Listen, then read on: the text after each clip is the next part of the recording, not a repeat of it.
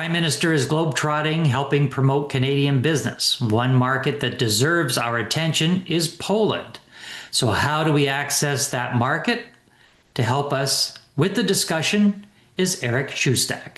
Eric is a chartered public accountant with over 40 years of financial service, business development, and marketing and accounting. He had founded the Canadian-Polish Business Association in 2018. The CPBA is a federal not-for-profit and is a business networking and trade organization to promote trade between Canada, Poland, and Eastern Europe. And he joins us today to talk about trading with Poland. Welcome, Eric. Good morning, David. Thank you so much for having me on your show. So, Eric, both of our names are Polish. We're going to skip the Polish interview. No vodka shots? Yeah, no vodka shots today. And we're going to dive right into why did you create this association? There are other associations that are around that are focusing on the Polish community, Polish business community, but you decided to start this one. Why? Well, it actually happened very naturally. There are over 1 million people that have Polish roots in Canada, and there are so many great people that I met working on Bay Street. I helped little companies go public, and I met all these wonderful people with Polish roots, and nobody was working together. And I thought, hey, isn't it a wonderful idea to kind of create this networking association, work together here in Canada, and also work to promote Poland? So what are the opportunities to trade with Poland? Many businesses are looking to other markets. Some businesses are looking to import. A lot of businesses are looking to export. So let's start with the products that are in Poland that would be of interest to Canadian businesses to import. Okay. We actually help companies on both sides of the pond. So if Canadian companies want to go to Poland, we help out there. If Polish companies want to come here, we can help them out with that.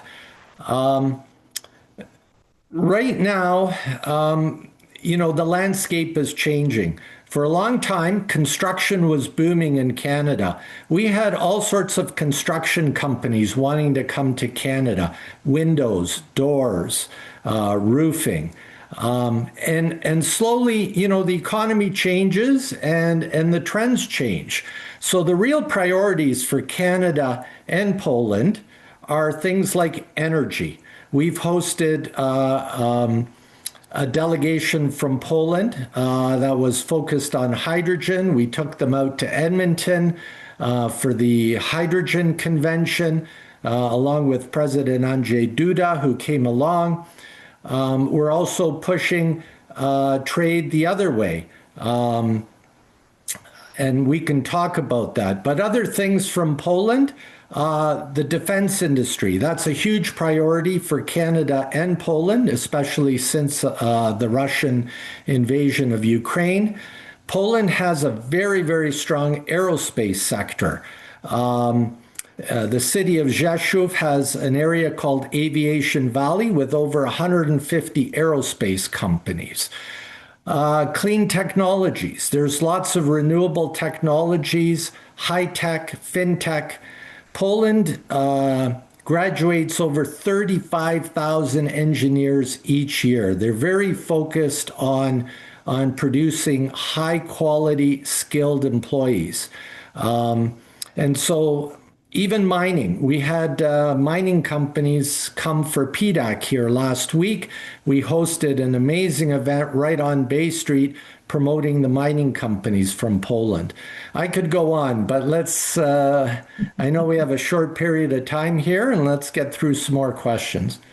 Eric, let's talk about the barriers to entry. When we talk about some of the other places that we want to do business with in South America, Brazil is one that comes to mind, that there are so many barriers to actually doing business, the hoops that you need to jump through, the permits that you need. And then the big one is, how do you get your money out after you've done business in Brazil. What are the barriers to entry into Poland? And if you do manage to do business in Poland, how difficult is it to get your money out? So, first of all, one of the wonderful things about doing business with Poland is that there is a free trade agreement between Europe and Canada. It's called the CETA Free Trade Agreement, and pretty well everything is under a free trade agreement. So it's funny, like 3, 4 years ago, everybody was focused on the US, everybody was focused on Asia. And as I said, these trends change. And suddenly, with what Trump is doing and what's going on in Ukraine, Poland has been a focal point because it's almost like a regional hub. In terms of Ukraine and getting supplies into Ukraine, it goes straight into Poland.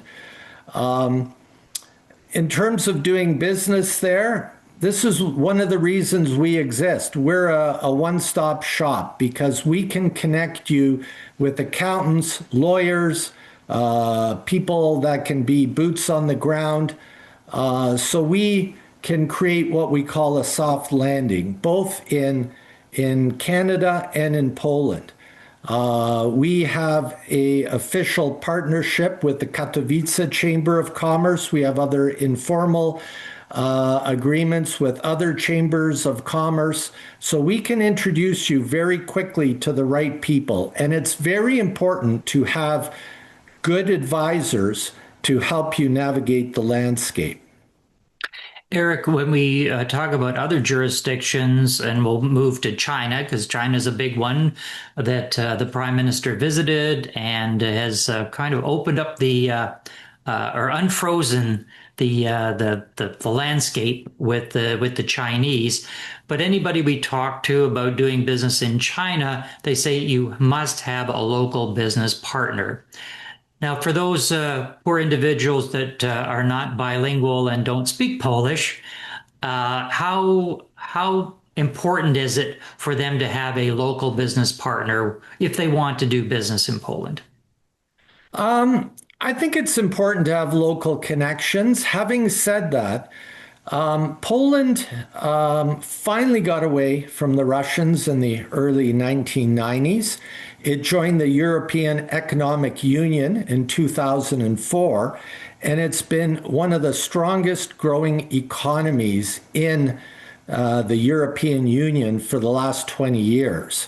And as a result, when communism fell, students in high school and university, they used to learn Polish and Russian. Now, since the early 1990s, it's Polish and English. So if you're talking to anybody under 40 years old, they know English. This is a real blessing to be able to work in Poland because everybody pretty well speaks English in the business community. Finally, Eric, if you were to give people that are considering doing business in Poland or with Polish companies, what's your best piece of advice for them? I would reach out to our Canadian Polish Business Association because this is part of the reason as to why we exist. We can make those connections quickly. I would call us a one-stop shop. And I can tell you there's a lot of Canadian companies working in Poland. Just to name a few off, Bombardier is there, Magna's there, Northland Power, Sun Life, Atkins Realis is there. They're building nuclear energy plants. The CANDU reactor is there. They're bidding on contracts.